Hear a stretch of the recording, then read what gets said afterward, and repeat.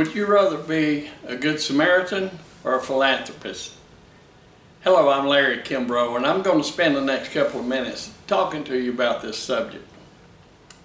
Many years ago, let me tell you about a story that happened to me personally. Many years ago, I was at a grocery store. A little girl in front of me, about 10 years old. She had a list in one hand and a $10 bill in the other with a few items on the rack to be paid for.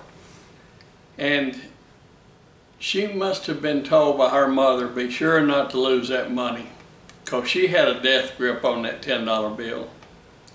So when she started to ring it up, it came to $11 and something. The little girl looked at her list and she said, you know, Mommy said that if I didn't have enough money to put this item back.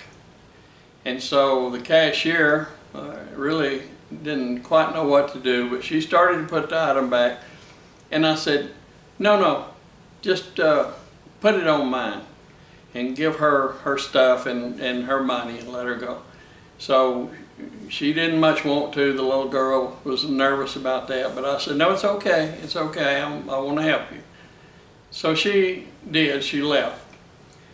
I went ahead and checked out, and a few minutes later when I went out of the store, I kind of looked around for the little girl to see where she might be. And in a car right across from me was a lady sitting there, a little girl in her lap, and she had big old tears in her eyes, and she mouthed, "Thank you," to me. And that really touched me, and it made me realize helping people is where I get a lot of satisfaction. When I retired, well, I say retired, I actually just dropped out of the workforce in 2016 because I just didn't want to do that anymore. I wanted to do things I want to do. I worked in the prison and jail ministry. You know, to be frank, about half of those people are exactly where they want to be, and I sort of hope they stay. But a lot of those people just need a second chance. There's a lot of good things out there that need our help. A lot of good organizations, a lot of good causes. You know, there's a difference. We've all read the story about the Good Samaritan. Well, a Good Samaritan or a philanthropist, which had you rather be? Well, let me tell you what I thought about a few years after that incident with the little girl. I thought to myself, she'll go home, this lady will, she'll tell her family and friends about what happened. Now, they won't know my name because they didn't have no way of knowing me. Somebody in that group will probably say something to the effect of, well, you know what? If an opportunity presents itself, then I'm going to help somebody too. Well, the difference is this. A Good Samaritan will help somebody if a situation presents itself. A philanthropist goes out looking for a situation to solve. Now, what does that mean to us? What can we do? Well, we're not all millionaires. So if you don't have $25 or $30 million in the bank, but you want to be a philanthropist, you can, because people and organizations need our skills, and they need our training. I have trained many managers, and I've trained many people to help them in ways that I couldn't have otherwise, or wouldn't have otherwise, you know, before that took place in my life. And it changed my whole perspective of things. I had a guy that I knew one time, just a regular working guy. He made $20,000, $25,000 a year, just got by, but he lost his job. And he was really about to lose everything. And so he was telling me about his situation. I said, I'll tell you what I'll do. I'll help you get started in a business and help you, you know, make the money you'd like to make to take care of yourself and your family. But you've got to make me a promise. You've got to do exactly what I tell you to.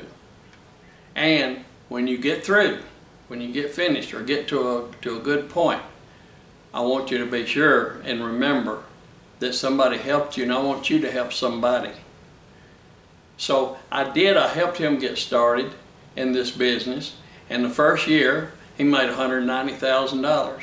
He came to me and he said, gosh, I never thought I'd make that much money in my life. I'm tickled to death. I mean, I want to give you a percentage or something, and I said, no, that's not what I want. What I want is for you to do the rest of the job.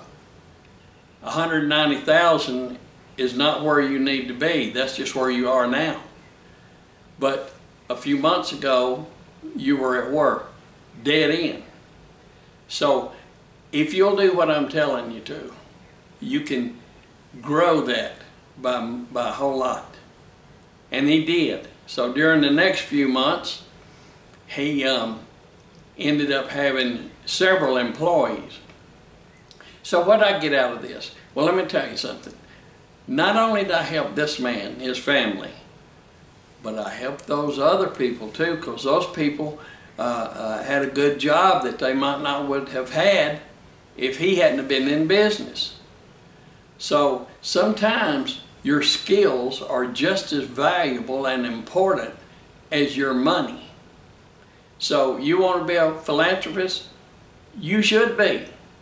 We all should be. Because what that really means is you want to uplift society. You want to help your community. And there's 1,000 ways to help your community that doesn't require for you to have millions of dollars in the bank. Everybody doesn't. But I can tell you one thing from, I saw Zig Ziglar many years ago. He came to Birmingham, Alabama, and I had a chance to go down and see him and meet him and all. And one of the things he always said was, you can get anything you want out of life if you make sure enough other people get what they want. So that's really what I'm talking about. Is it better to give or receive? Well, here's the thing about that. If you give, you receive too. So you get double the pay. Really, I mean, you're giving out of your heart. You're not expecting anything back. But call it God's will, karma, you call it anything you want to. But it always comes back in a matter of time. It always comes back. One of the ways it's come back to me, a good example I can tell you, is that through my giving and through my helping other people, I've met politicians, I've met CEOs, I've met owners of big companies, and so my profile or my file index of people I know is fairly large. So when I have a project I want to do, something I want to get started, I know who to call, because I've got a list of people I've met through my giving and my helping other people. I've met people that I can call on and they'll help me because they've seen some of the things I do. Now, a little about me. I've started 3 companies and sold them. I'm a partner in a research and development company right now.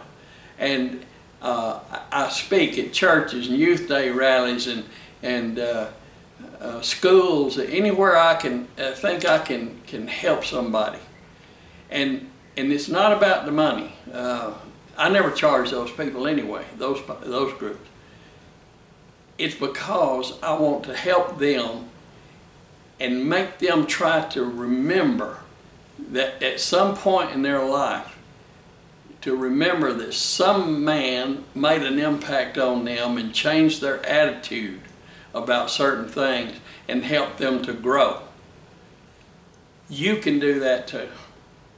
Anybody can do that, and I really advise you to do it, to try it, and enjoy life. I made up my mind many years ago. I wanted to try to do 3 random acts of kindness a day. Not for anybody else, not to get recognized. Most of the time when I do these things, nobody knows who it is. It's for me. I get the benefit from those things, and You can do the same thing. And I encourage you to take every opportunity you can. If you want to get started and you want to be a philanthropist, but you don't have money, you don't have enough money to, make a big impact, give your time, give your skills. Pick an organization that you like that stands for what you believe in, and go and volunteer to help them. Help them pass out, help them make people know about their cause and get known and help them in that way. It's not costing you anything but time and dedication.